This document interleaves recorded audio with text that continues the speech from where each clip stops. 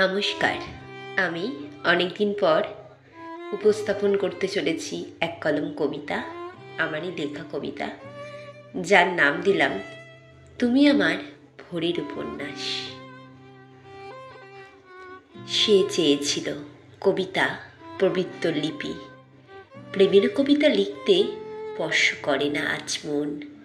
কি লিখি আর কি না লিখি, আঁকিবুকি কাটতে কাটতে কলম ধরে দুপুরে টেবিলে ঝুঁকে পড়েছিলাম।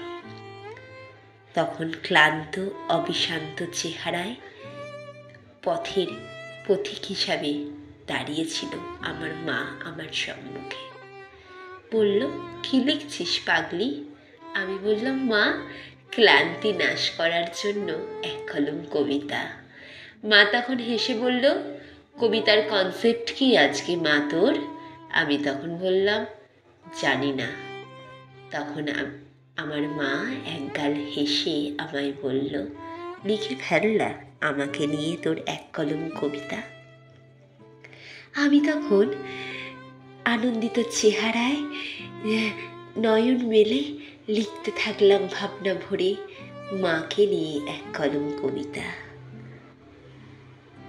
আমি ছেড়ে যেতে চাই ওই কবিতার সঙ্গে, সারা রাত থাকতে ইচ্ছা করে। কবিতা তো কৈশোর স্মৃতি, সে তো ভেসে ওঠা ম্লান। আমার মায়ের মুখ, মা বলে, তুই তো আমার মোর পাগলি, আমার হৃদয়ে টান। মা, তোমার অকপট দৃশ্য যতবারই দেখি আমার সম্মুখে, কেমন যেন দিব্যচক্ষুর জ্ঞান উন্মোচিত আঁকিবুকি খেলে।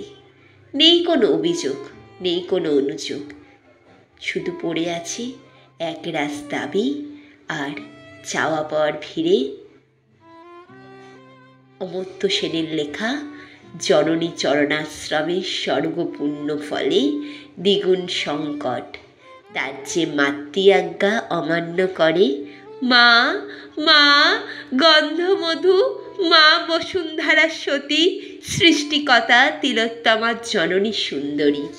এই এক অনবদ্য কবিতা। এই কবিতার ছলে প্রাণ মেলাতে গিয়ে লিখলাম, মা, তোমায় নিয়ে আজ এক কলম কবিতা। মাগো, তুমি অনেক বড়, বিশাল তোমার মন, তোমারই ধরাতে কেউ নাই আর আমার আপন।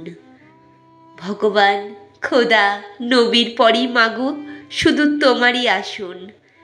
জীবন মোদের আলোকিত করে মিষ্টি তোমার শাসন। কোন ছুতে সুদ হবে না তোমার দুধের ঋণ। খোদার দানে শ্রেষ্ঠ তুমি, অনন্ত অসীম। তোমার চরণে স্বর্গ মাগো শান্তি সুখের ছায়া। আগলে রাখো সদা মোরে তোমার আঁচল ভরা মায়া।